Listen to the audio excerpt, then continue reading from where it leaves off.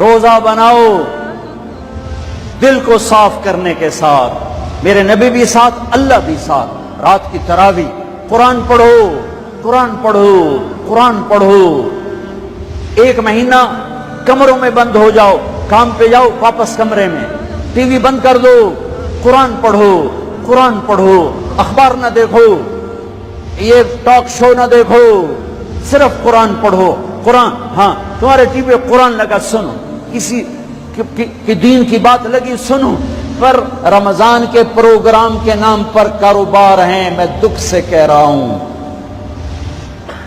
میرے دیس کے تاجر نے ذخیرہ اندوزی کے ساتھ اللہ کی نعمت کی ناقدری کی، مصنوعی مہنگائی کے ساتھ روزے کی ناقدری کی، اللہ کی رحمت کی ناقدری کی۔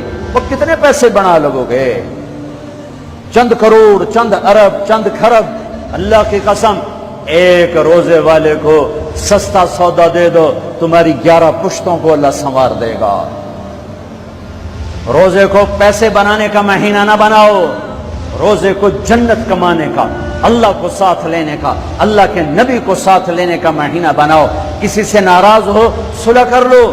لوگ حج پہ جاتے ہیں، او جناب معاف کر رہے میں حج تے جا رہے ہیں۔ کوئی وعدہ گھاٹا، جناب معاف کر رہے میں حج تے جا رہے ہیں۔ او میرے بھائی بہنوں، حج چھوٹا فرض ہے، روزہ بڑا فرض ہے۔